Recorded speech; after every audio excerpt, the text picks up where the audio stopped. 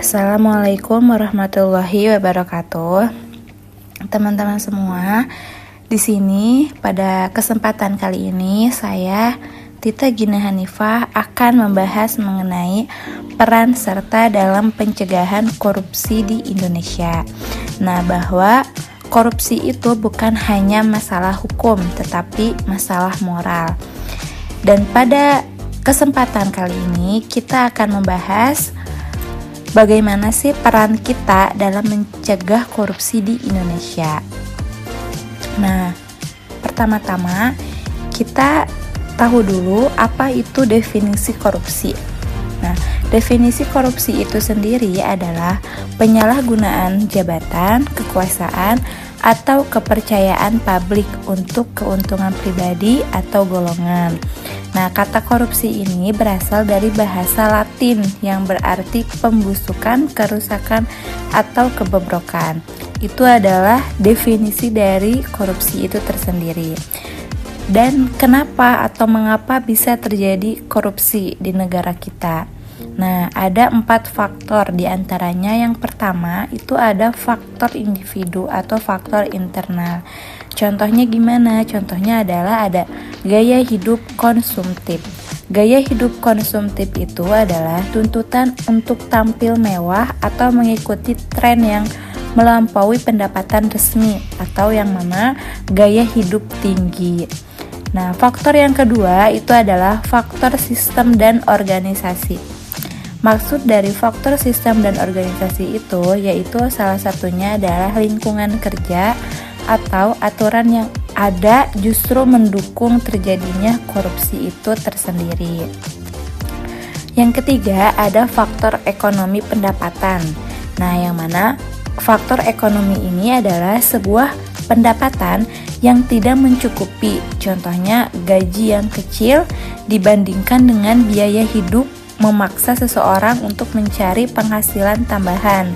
Nah, jadi penghasilan tambahan ini dicarinya dengan cara yang salah, yaitu dengan cara korupsi. Yang keempat ada faktor hukum dan politik. Nah, yang mana biaya politik yang tinggi. Nah, biaya politik yang tinggi itu untuk memenangkan jabatan politik, salah satunya untuk calon yang seringkali mengeluarkan biaya sangat besar. Nah, setelah menjabat, mereka cenderung untuk mencari balik modalnya.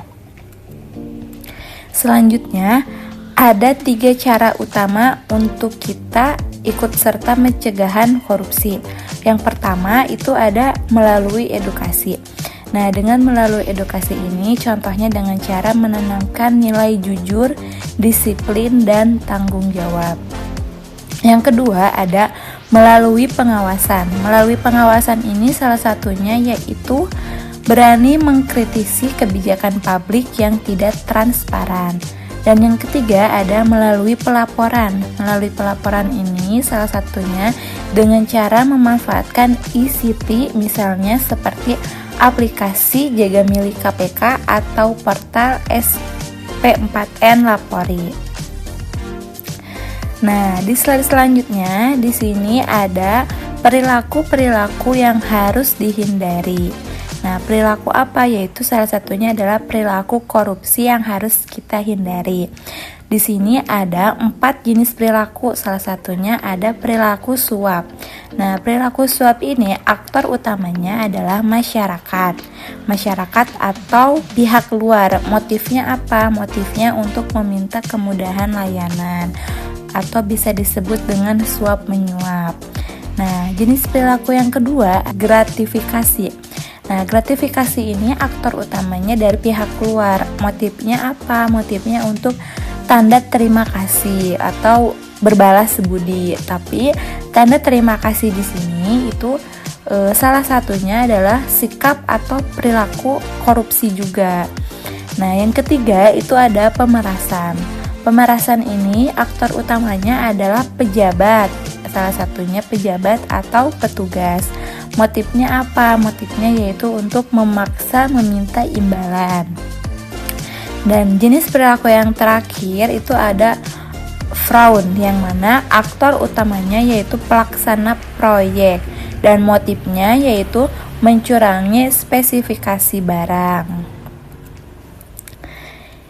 Nah, di slide selanjutnya di sini akan menjelaskan kenapa sih peran serta masyarakat itu penting untuk mencegah terjadinya korupsi. Nah, yang mana karena korupsi tersendiri itu adalah kejahatan yang sangat luar biasa, yang tidak bisa diatasi sendiri oleh aparat, oleh pejabat maupun oleh penegak hukum. Nah, yang mana di sini juga masyarakat itu bertindak sebagai pengawas independen. Nah, dalam pencegahan korupsi di Indonesia ini, peran serta masyarakat diatur dalam Peraturan Nomor 43 Tahun 2018 yang mana masyarakat memiliki hak dan tanggung jawab yang meliputi 3 hak. Yang pertama, hak mencari, memperoleh, dan memberikan informasi terkait dugaan korupsi. Yang kedua, ada hak untuk mendapatkan perlindungan hukum dalam memberikan kesaksian. Dan yang ketiga ada pemanfaatan ICT yang mana penggunaan platform digital. Nah, untuk memantau penggunaan anggaran daerah. Nah, selanjutnya di pembahasan terakhir mahasiswa juga adalah ikut serta dalam pencegahan korupsi ini. Nah, yang mana salah satunya peran mahasiswa dalam mencegah korupsi ini ada agen perubahan, yang mana agen anti korupsi yang berintegritas. Nah, selanjutnya ada lingkungan kampus yang kampanye ujian bersih. Terus ada menolak menyuap dosen atau staf dan transparansi dana organisasi. Selanjutnya ada lingkungan masyarakat. Lingkungan masyarakat itu salah satunya adalah edukasi masyarakat mengenai bahaya korupsi. Dan yang terakhir itu ada kritis, yang mana seorang mahasiswa yaitu berhak menyuarakan pendapat terhadap kebijakan yang berpotensi koruptif.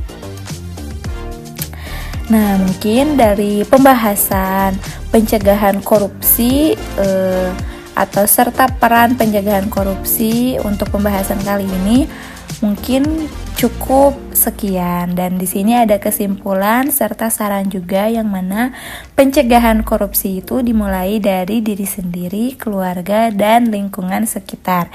Nah, pesannya yang mana katakan tidak pada korupsi, jadilah generasi yang jujur dan berintegritas. Nah, mungkin cukup sekian pembahasan dari saya. Semoga dari pembahasan kali ini teman-teman semua bisa memahami bagaimana sih peran serta masyarakat dalam mencegah korupsi ini. Sekian dari saya. Assalamualaikum warahmatullahi wabarakatuh.